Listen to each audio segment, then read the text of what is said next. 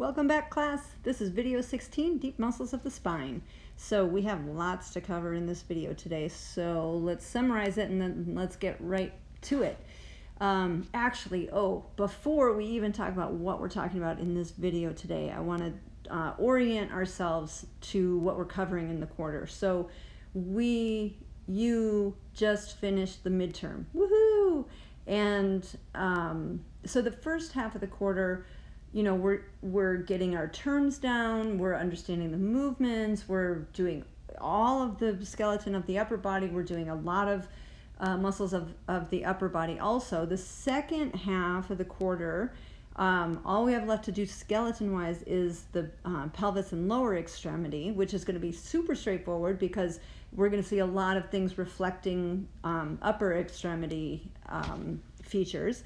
And then muscle-wise, what we have left is the trunk, like everything except the superficial muscles that we already talked about in the back. So there's a lot to talk about still in the neck, the anterior and posterior torso, and then the hips and the entire lower extremity. So a little heavier in muscles and lighter in bones in the second half of the quarter, and something else I was going to say was, and then heavier in movements as we get heavier in muscles.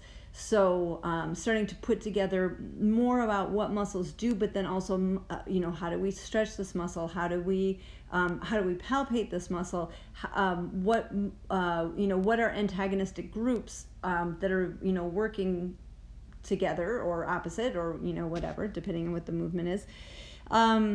Okay, so that kind of thing is what you can expect to see in the second quarter. So what are we doing not the second quarter, the second half of the quarter.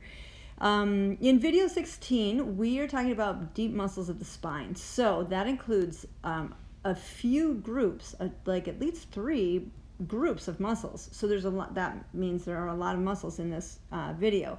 We're talking about the erector spinae group, which includes 3 muscles, and we'll talk about each of those individually when we get to that group.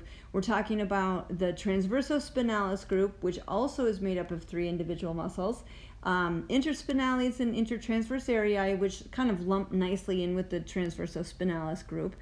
Splenius capitis and splenius cervicis, which lump fairly well actually into the erector spinae group.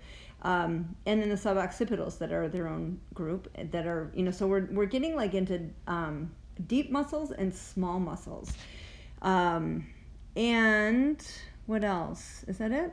And quadratus lumborum is also in this video. Okay, so these are basically deep muscles of the back and neck. All right, and posterior neck, I should say. Okay, let's start out with the erector spinae group. Let's see, what do we have here? Let's do a female skeleton today. And let's spin her around because we're looking at some back muscles. So our first set we're going to look at are the erector spinae muscles. So let's put all of her muscles on and take a look at the guys we know. These guys we're totally familiar with at this point, right? So trapezius, we know that guy well, hopefully. And latissimus dorsi, we know well. And deltoid, we know well. And if we take those off, we have the rotator cuff group. So infraspinatus, teres minor, supraspinatus, and I don't even know if we can see it. Oh yeah, we can see it. And subscapularis. Okay, so those 4 muscles making up the rotator cuff group. We have, don't forget, teres major. That is a good helper to our friend latissimus dorsi. I'm just sort of reviewing the back muscles. I'm not going to go all the way down the arm and stuff. We have neck muscles. So we've already talked about levator scapula, and we're going to get into more neck muscles today. So essentially we're going to take off this layer that I'm talking about now, and get to some deeper layers. We have talked about the rhomboids. This is major, this is minor. We talked about them as one group, but I can't select them as one group here. Okay, let's take off a layer. All right, now we're getting into some other muscles. So now we can see the erectors that we're going to talk about today.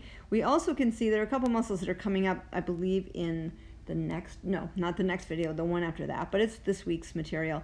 It's serratus posterior superior, serratus posterior inferior. We're going to take those guys off for now, though, and we're going to take them off, and then we will get to them soon enough here. So we're starting with the erector spinae group. So what does its name mean, first of all? Erector spinae. So the word erector refers to something being erect. So your book talks about erector referring to, to erect, I guess is what they say. So erector spinae meaning that these muscles erect the spine. So they keep the spine upright. And so these are postural muscles for the most part. They are movers also, but they are postural muscles. These are muscles that, which ones are we even looking at here? This is part of the erector spinae group. This is iliocostalis. This is part of the erector spinae group. That's longissimus. This is part of the erector spinae group. This is spinalis. Okay, so those are the ones that I'm talking about here, the erector spinae group. So they're postural muscles, meaning that they have a higher percentage of slow twitch muscle fiber, which is covered in physiology class, so I'm just going to assume we all know exactly what that means. But what that means is that these are muscles that have really good endurance, because anytime we're not laying down, these guys are working. So for hours and hours and hours on end. Do they complain? Not so much. And the better our posture is, the easier it is for them to do their job. If we're sort of leaning forward a bit or holding our head forward a bit, they have to work harder, because then they're in an elongated position and but still contracting to keep you upright. So they don't like that so much. So a nice upright posture, that's a cakewalk for them to keep you upright all day. Okay, so let's talk about where each of these muscles are, and we'll talk about the actions for these muscles as well. So as a group, the erector spinaes do span the entire spine, but that doesn't mean that each of the muscles in the group spans the entire spine. So let's take a look at them one at a time. So this first one is iliocostalis. So iliocostalis is the most lateral of the three muscles in the erector spinae group. Its name is two attachments. So ilio refers to the ilium, which is this here. I mean, it's this whole bone here, but its attachment here is what that refers to. And so that's the ilio part, and the costalis part is the ribs. So these attachments up here, can we even see them? These attachments here on the ribs. And if we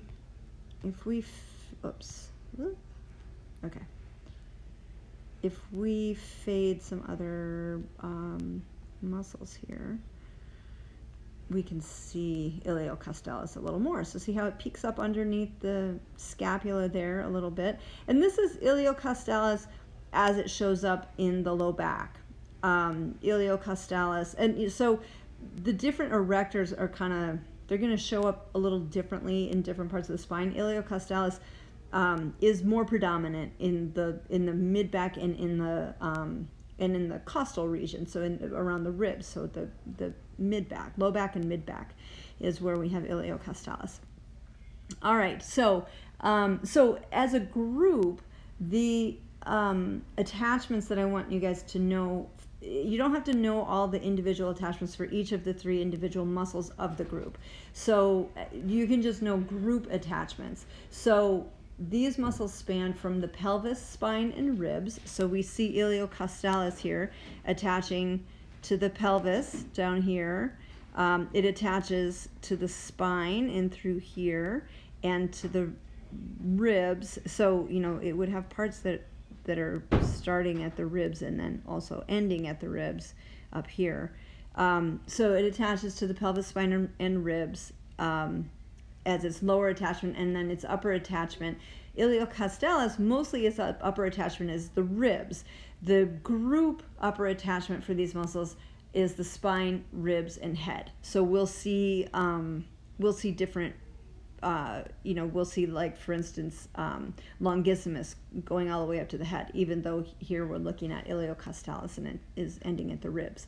So actions for these muscles, again, group actions is great. You don't have to, if there are differences, there aren't a lot of differences between some, but there are. Like, spinalis can't do the same thing that iliocostalis can.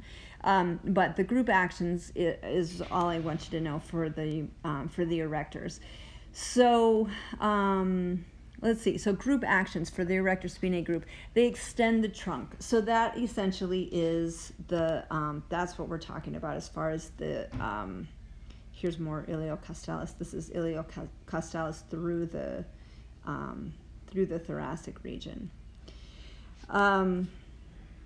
So extension of the trunk. So you can imagine that if our model here bent forward, did like a forward bend, did flexion of the spine, that these muscles would have to elongate to allow that to happen, right? And you can also imagine that they could act as a brake to lower someone slowly into a forward bending position. So their action is to extend the spine. So if you were bending forward and then you stood up again, it's these guys, the erectors, that are helping that to happen. So again, this is just iliocostalis that we're looking at here. This is iliocostalis thoracis. This is iliocostalis lumborum. So the first of the three muscles of the erector group that we're looking at. What's this right here? That's iliocostalis cervical part. So this is the part that does go actually all the way up to the neck, but that's as high as iliocostalis does. It goes. I mean, it doesn't go all the way up to the head. Okay, so that's iliocostalis. Sorry, I'm getting so sidetracked. So extension of the trunk is one action of the erectors as a group.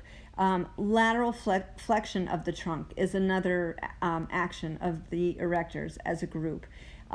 Ipsilateral rotation. Now, with the rotation, that's an action that spinalis, which is the one that is closest to the spine that we haven't looked at closely yet, is that guy.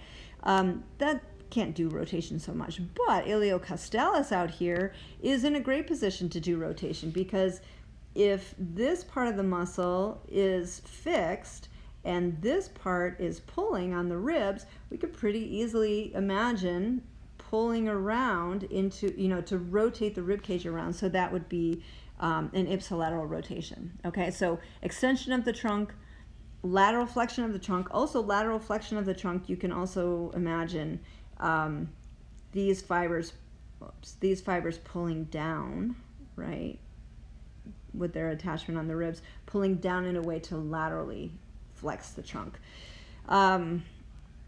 So extension of the trunk, lateral flexion of the trunk, ipsilateral rotation of the trunk, and an anterior pelvic tilt. So the anterior pelvic tilt is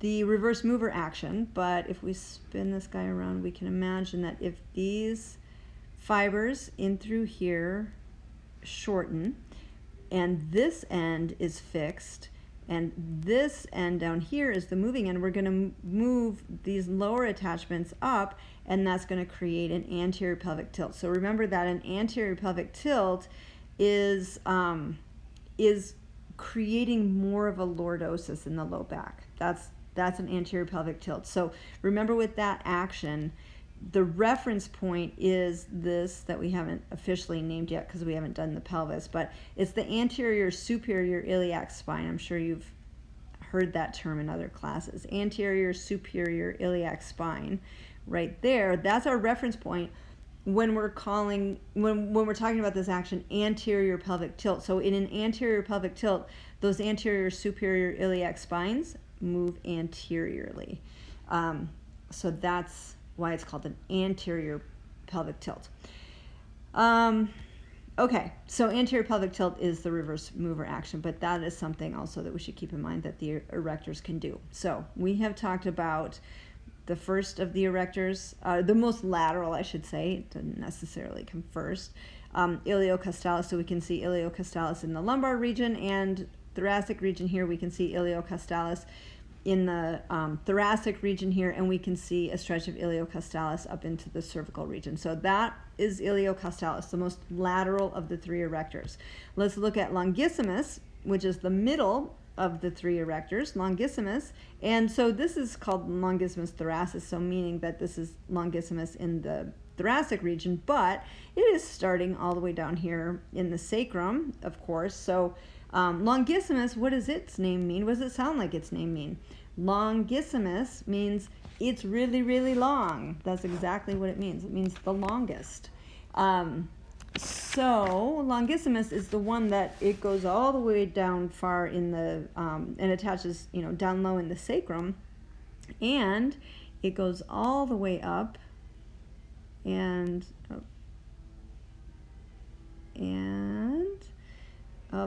I'm gonna have to take off a layer, I think, to find it in the head, but it does go all the way up. Nope, that's not it. Sorry. If I take off another layer, is it gonna go away? Yeah, it is. Okay, it goes up to the head. Take my word for it. Maybe when we zoom in, we'll find it. Okay, so sorry. It does go up and attach to the head. So all the way down to the sacrum, all the way up to the head, iliocostalis. So longissimus is what I meant to say. Longissimus. So longissimus is a little closer to the spine than iliocostalis is. It attaches to the spine. It attaches to the rib, so you can see it attaching down here to the vertebra. You can see some rib attachments through here, very similar to the attachments that iliocostalis had, and all through here actually attaching to the ribs, and then it goes up to the head. Longissimus, let me see here, and it goes through the neck region as well.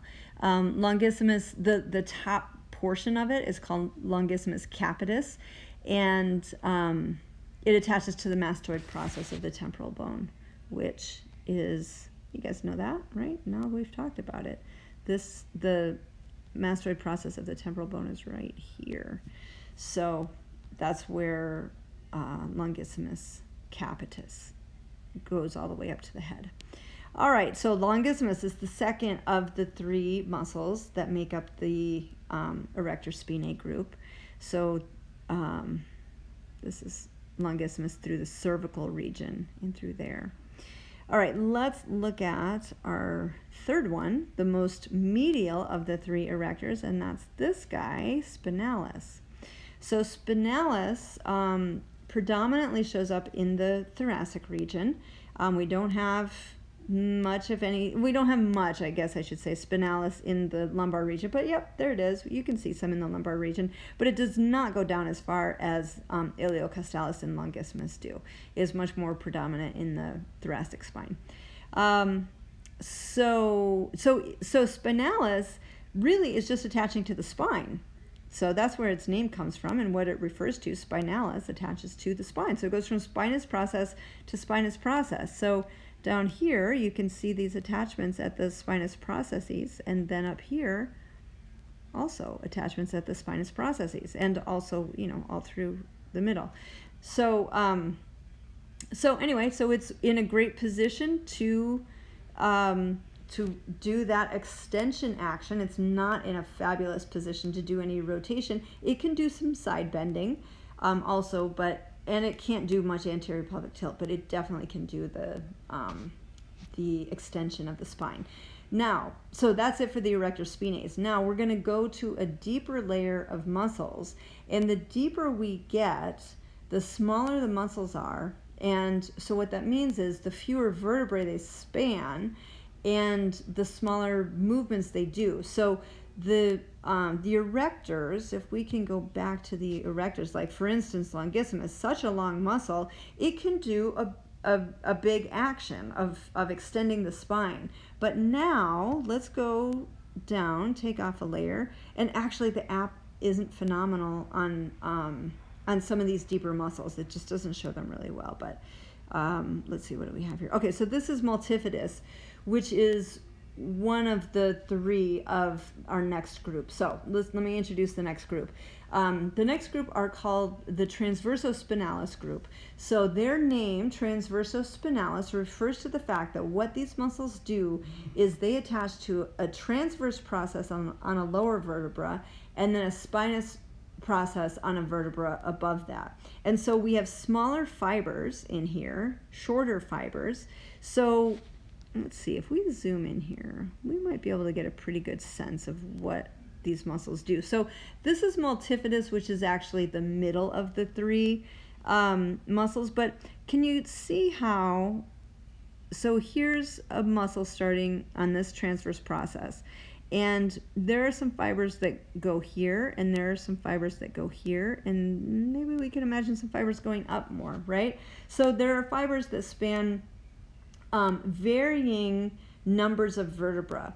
And so so some of these fibers of the transversospinalis group are just spanning like maybe 2 vertebra. So there's as a group, what these muscles do is they kind of perfect and change alignment between neighboring vertebra. They also, when we think about movements of the spine, think about how the spine is this big long thing, but it's made up of all these individual bones, and each of the articulations or each of the joints between each of these bones don't move very much. So there's not a lot of movement from one joint to the next or between 2 neighboring vertebrae. But when we stack all these guys together, then we can get big movements, right? Big movements happen with the entire spine, but small movements happen between neighboring vertebrae. So it's important that we have muscles that control the movement, not just on a big level like the erector spinae group do, but also on a smaller level between neighboring vertebrae to keep them in alignment, but also to control those bigger movements, but on a smaller scale, if that makes sense. So let's look at this group. This is what they're doing, is controlling those bigger movements, but on a smaller scale. So they're spanning just a few vertebrae. So the longest of these, of the transversospinalis muscles, is called semispinalis. And so semispinalis, being the longest of them, let me see, semispinalis is on page 313, and it spans like 5 to 6 vertebrae. Let me double check in the book and make sure I'm not telling lies here. It spans, well, you know what, let's look in the notes, because I have it right here. Yeah, 5 to 6 vertebrae. Okay, but I don't know that they show up that well in this app, unfortunately. Some of these might be it. Oh, there it is. Yep, semispinalis. Good for me. I found it. Okay. So there it is. Beauty, semispinalis. So you can see that so nicely here, actually. So you can see this lower attachment at a transverse process, and then these muscles jumping up 5 to 6 vertebrae and then attaching to a spinous process up above. So that is what the whole transversospinalis group does. Semispinalis does that across a span of 5 to 6 vertebrae. Multifidus does it across a span of, oops, that's not multifidus. We got to take those guys away. Here's multifidus. Multifidus does it across a span of 3 to 4 vertebrae, which I, kind of showed before. So it's spanning 3 to 4 vertebrae, but doing the same thing, starting at a transverse process and then going up to a spinous process, but the spinous process that is 3 or 4 vertebrae above. Rotatories, the deepest and smallest of this group, sorry. I'm indicating all these things I don't mean to. Let's take off a layer. Ooh, let's see, yeah, we can see rotatories here. So rotatories, if I can select it, because it's so little, I'm going to try using my pen. Come on. Oh, come on. Let's zoom in, then we'll get it. There we go. Okay, rotatories. They span 1 to 2 vertebrae. So you can see these tiny muscles going from a transverse process here to, it's hard to tell that it's going to a spinous process, but a spinous process there. That is rotatories. So what they show here in the app is rotatories brevis, which are the ones that go just one vertebra above. But then we also have rotatories that span 2 vertebrae. So the exact same thing, except instead of looking like this, it's going to look like that. Okay, so that's rotatory, spanning 2 vertebrae. Multifidus spanning 3 to 4 vertebrae, and semispinalis spanning 5 to 6 vertebrae. So that's the transversospinalis group. So they're deep muscles. These are sometimes also referred to as the deep paraspinals, deep muscles around the spine, the deep paraspinals. Okay, so those are those 3 muscles. There's so many muscles in here, and we're not even covering them all. All these guys in here, we're not even going to talk about. These are guys that attach to the ribs. We will talk about muscles that attach to the ribs, but we're not talking about those. You're welcome. Okay, next. So we have talked about the erector spinae group. We have talked about the transversospinalis group. Let's talk about interspinales. So interspinales also, we can't see them everywhere on the app, but they do show them in some places. I don't know why they don't show them everywhere, but interspinales, there's one right here. So they are throughout the spine. I don't know why they don't show them throughout the spine. But interspinales are little muscles that span from spinous process to spinous process. So interspinales, that's exactly what its name means. Inter means between. Spinalis refers to the spinous processes of the vertebra. So interspinales means between spinous processes, and that is where we find these muscles. So these guys are going to help to extend the spine, but they're only going to make that movement between 2 neighboring vertebrae. But imagine, though, that we have these all along here, you know, like that, okay? So those are the interspinales group. Similarly, there's another group called the intertransversarii, and they also, let's see, I think I want to take some off. Oops, I can't take any more off. Okay. Intertransversarii we can see well down here, actually. Intertransversarii are very similar to interspinales. So interspinales, which actually, interestingly, we can't see the interspinales down here between the lumbar vertebra. Okay, see those guys? Those are some interspinales. Okay, but what we're talking about now are the intertransversarii. So intertransversarii, so again we have that word part inter, which means between, and transversarii, the transverse part of it, refers to the transverse process. So these are muscles that go from transverse process to transverse process. So again, so essentially what they're going to do is lateral flexion of the spine, but just between 2 neighboring vertebrae. So they're making these small adjustments, or they're helping big movements, but they're the helpers that are doing it on the small scale. So that's intertransversarii. Okay, let's move back now to some bigger muscles. We're going to go to splenius capitis and splenius cervicis. So splenius capitis and splenius cervicis, we can kind of think of these guys as partners in a way. They work together for the most part, and their name is really similar. But one of them goes to the head, and one of them only goes to the neck. So, and I bet if you're kind of getting in on the Latin and the Greek here, you can guess which is which. So let's start here with splenius capitis. So capitis refers to head. Splenius, what does that mean? I bet in your TCM ears you're like, does that have something to do with the spleen? No, it doesn't have anything to do with the spleen. Splenius refers to a bandage. So early anatomists thought these muscles looked like a broad, flat, like piece of fabric that would be used as a bandage, and so that's where the name comes from, splenius. And capitis, so splenius capitis goes to the head. So we can actually see splenius capitis going here to its attachment on the mastoid process. When I was looking to show you longissimus attaching to the mastoid process, and I couldn't I couldn't get other muscles out of the way. But anyway, but here we can see splenius capitis going to the mastoid process. So what are the attachments for splenius capitis? Splenius capitis attaches to the nuchal ligament from C3 to C6 and the spinous processes of C7 to T4. So if we kind of think of that as it running from the spinous processes of C3 to T4, that will serve us just fine as far as memory purposes and awareness of where this muscle goes. And we can see these attachments all along here at the spinous processes all the way down, okay? But remember though, it's in the cervical region before we get to C7, it's the nuchal ligament instead of the spinous processes, because the spinous processes are too short.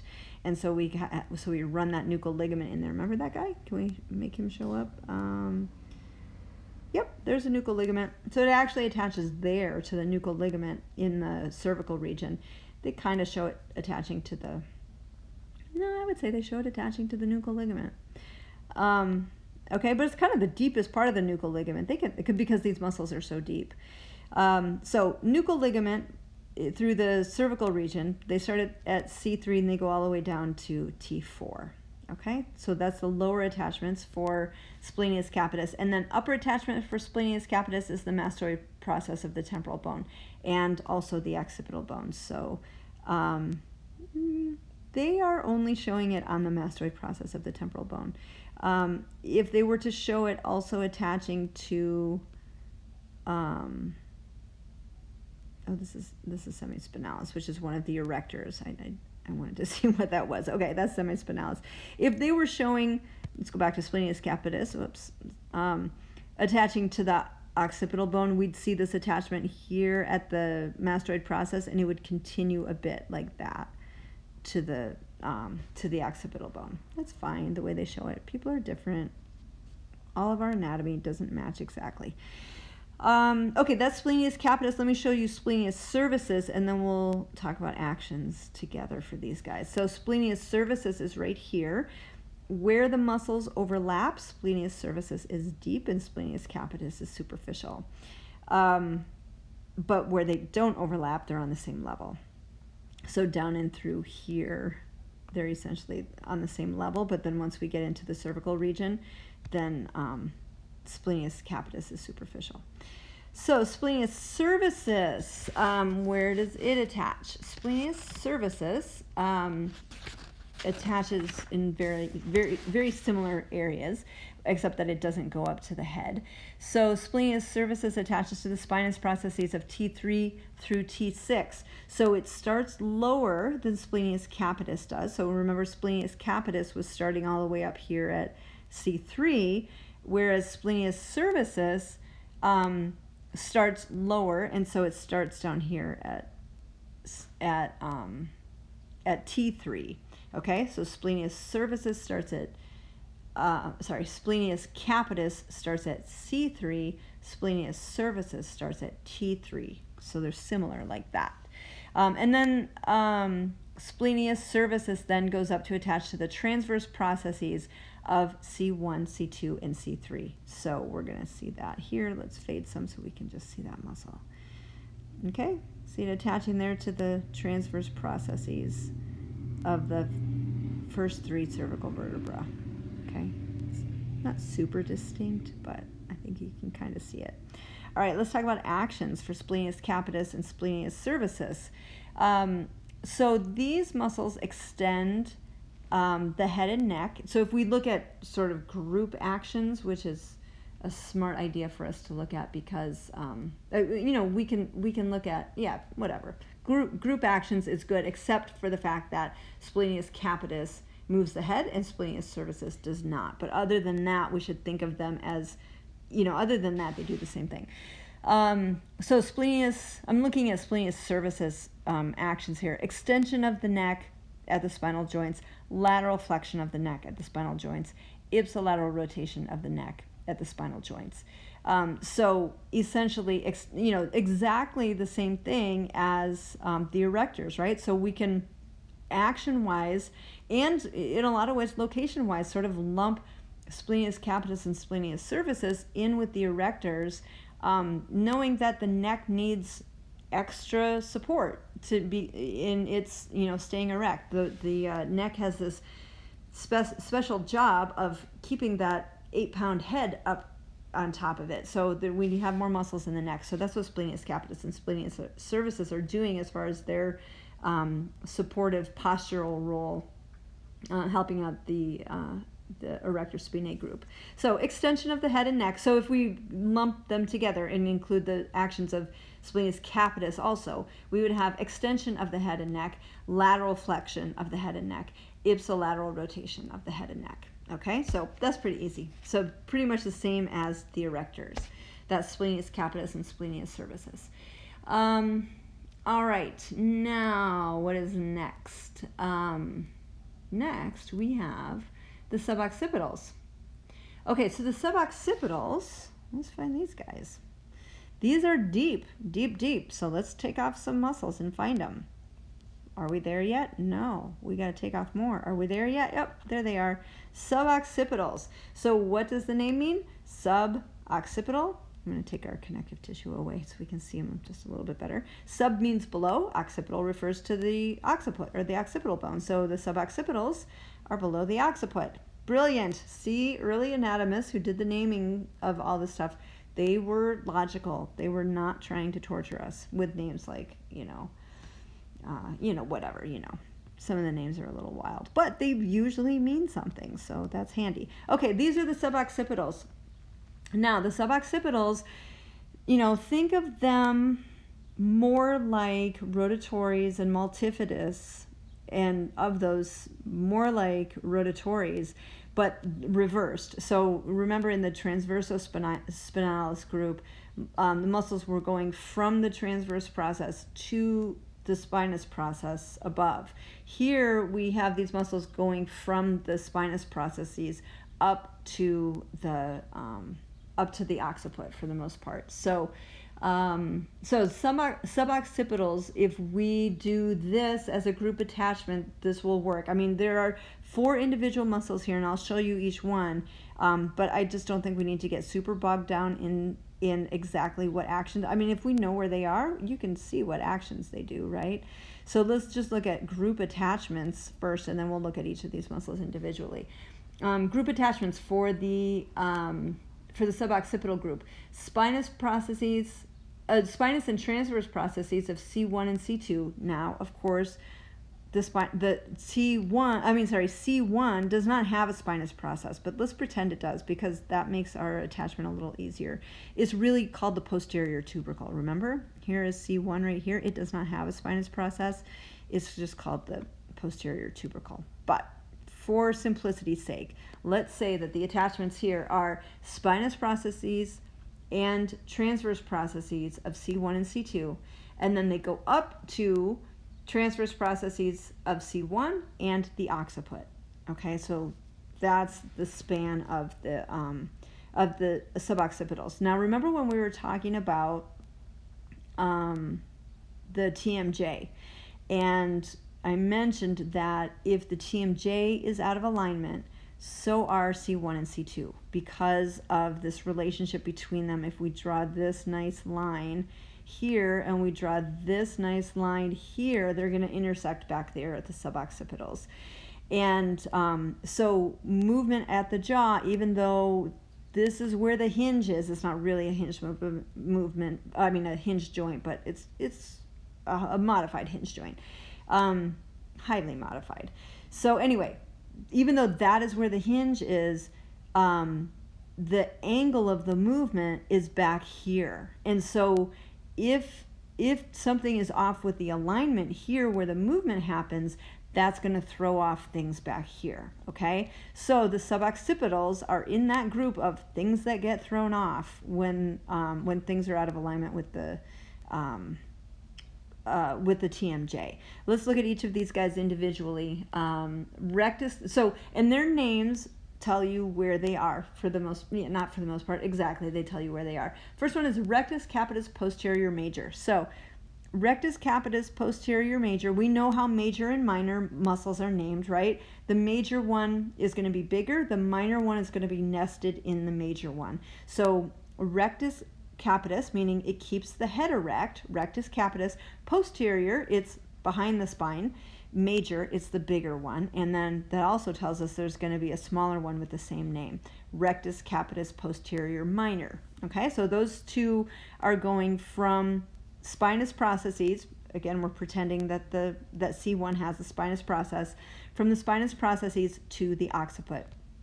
Both of them do that. So spinous process, occiput, occiput. All right, so that's rectus capitis posterior major and rectus capitis posterior minor. Those are two of the four suboccipitals. The other two are obliquus capitis. So obliquus is referring to the angle of this muscle. So see, it's oblique angle that it runs at. Obliquus capitis inferior and obliquus capitis superior. Okay, so the obliquus muscles have that big long transverse process of C1 involved in their attachments. So obliquus capitis inferior is going from the spinous process of C2 to the transverse process of C1, and then obliquus capitis superior is picking up where inferior left off, so it's going from the transverse process of C1 up to the occiput like the other two do. Okay, so what do these muscles do, the suboccipitals, other than get into a bind when the jaw is having a problem? So are these big movers? No. We can look right at these muscles and know that they're not big movers. How do we know that? Because they're small muscles. They can't do big movements. So that means they're more postural, and they're more, and you know, I talked about the erectors as being postural.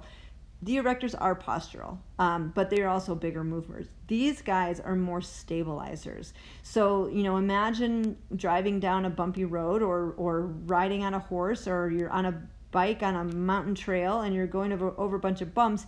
Your head wants to bobble all around, right? These guys help to keep it stable, right? And keep it set, keep it upright and erect and in the position it should be. So they're more about stabilizing the head than they are about making movements. They do make small adjustments in turning and in tipping the head. So they do move the head, and they make adjustments between C1 and C2, but a lot of what they're doing is stabilizing there.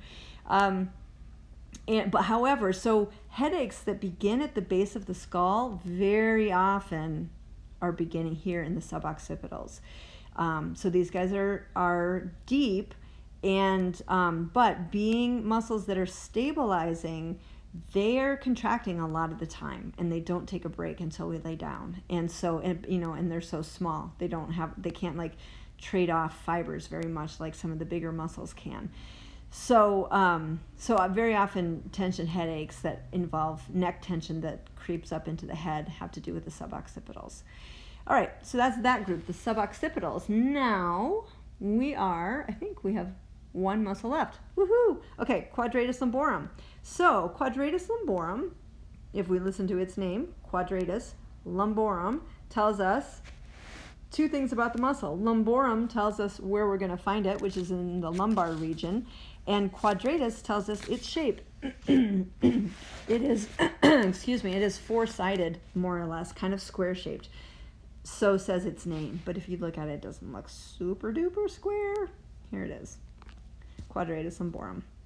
Let's pretend, because that's its name, that it's sort of more like a rhomboid or a trapezoid or something, but it's four-sided kind of. Anyway, that's what it refers to as it being four-sided. So anyway, quadratus lumborum, it's in the lumbar region. Quadratus lumborum is the deepest back muscle. It is so deep, so it's deep to the erectors. If we put all of the erectors on and we put even abdominal muscles on, which we're getting to in the next video, here are some abdominal muscles. It's deep, they wrap all the way around, but quadratus lumborum is deep to them. So everything we've looked at so far, sorry, I didn't even have all of the erectors on yet when I said, look, it's deeper than the erectors. Here are all of the erectors. So we can't even see quadratus lumborum there. And then, you know, all the rest of the muscles that we've already talked about. So it is the deepest muscle of the back. It is so deep that its next door neighbor is psoas, which is the deepest abdominal muscle. Okay, so it's so deep that it's practically in the abdomen. Psoas is considered to be in the abdomen. Quadratus lumborum is in the back. So quadratus lumborum is the deepest back muscle.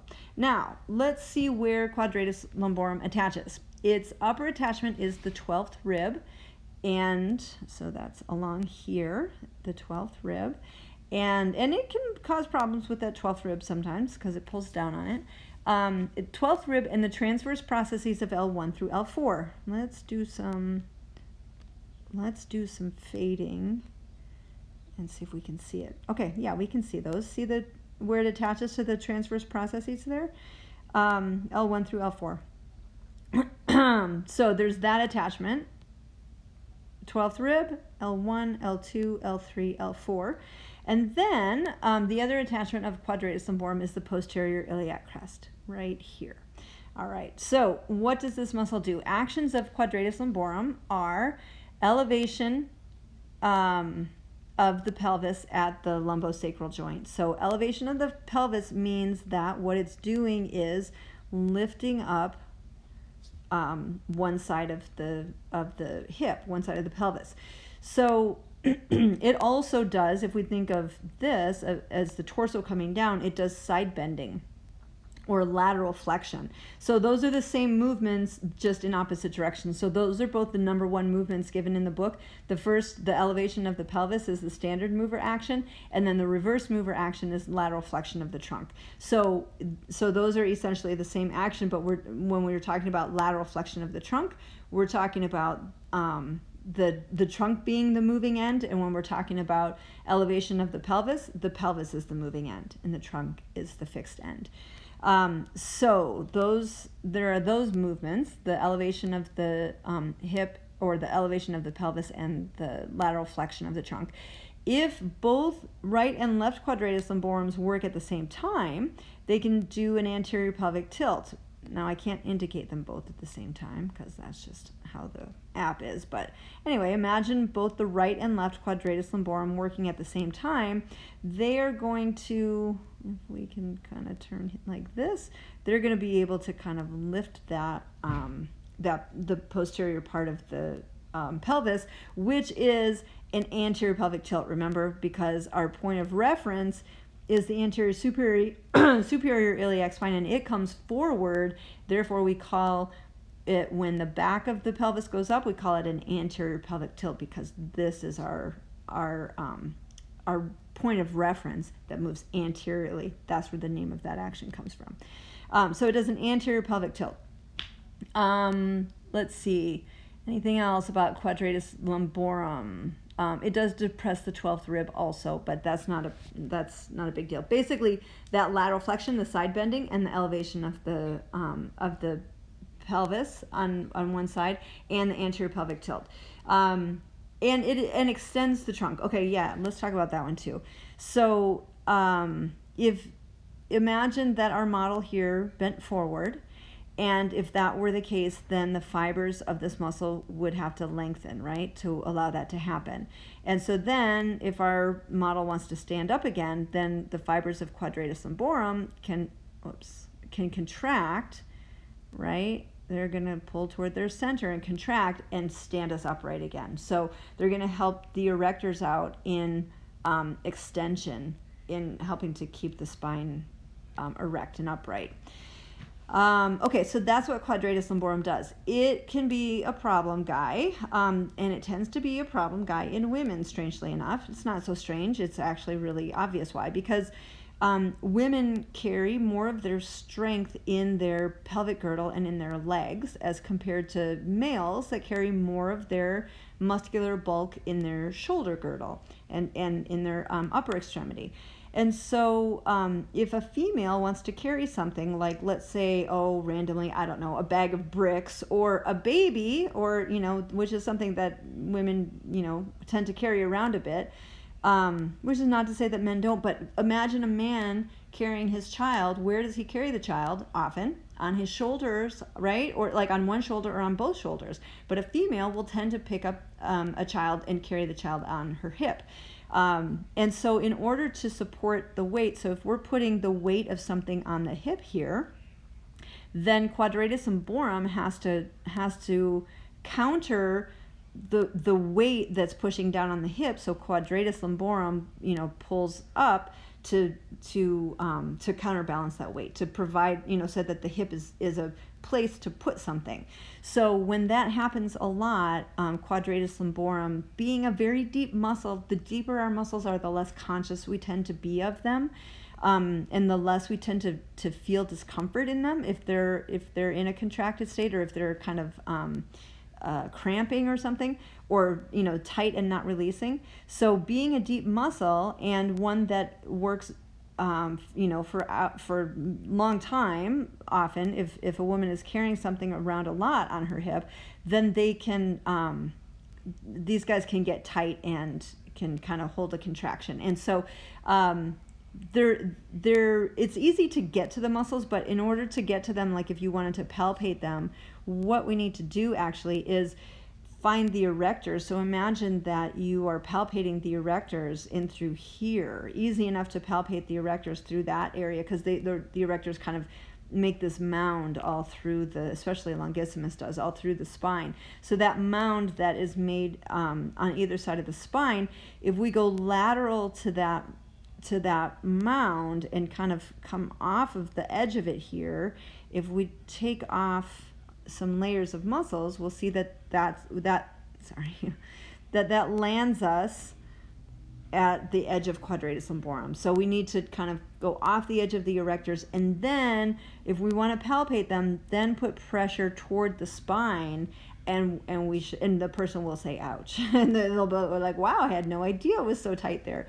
And so that's quadratus lumborum there, and so commonly tight, and therefore also commonly a contributor to low back pain, especially in women, but it can be a player in low back pain in men as well. Okay, so that is it for video 16. So we talked about quadratus lumborum. We talked about the suboccipitals, this whole group up here. We talked about splenius capitis. Oh, sorry. Gosh darn it, that's splenius. That's semispinalis.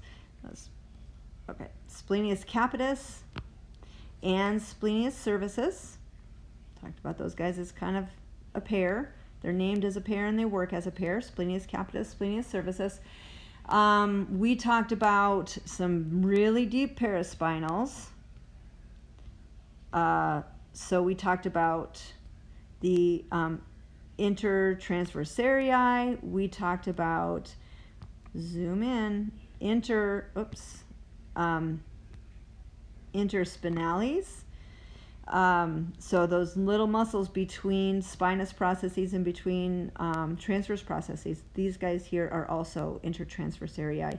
There are these intertransversarii and these. I just kept indicating these when we were talking about them because they're easier to get to.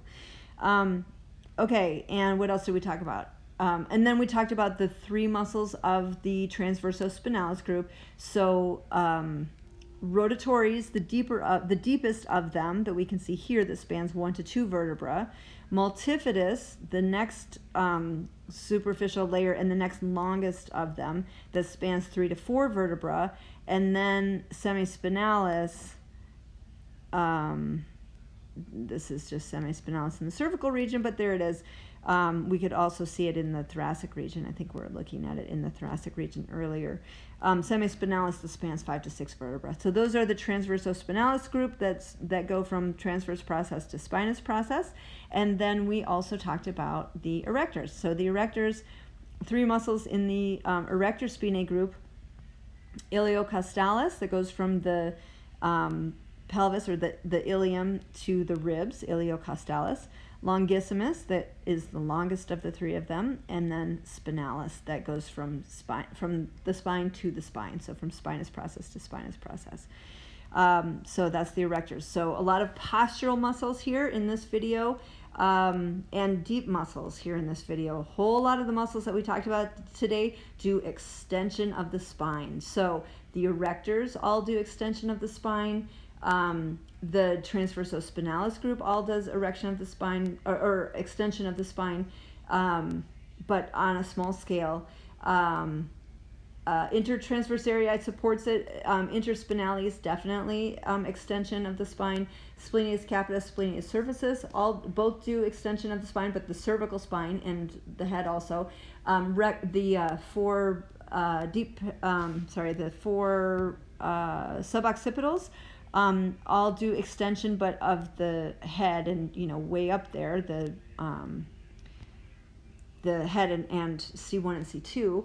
And then quadratus lumborum all the way down here doing extension, but of the lumbar spine, or of the trunk in relationship to the pelvis, might be a better way of describing it.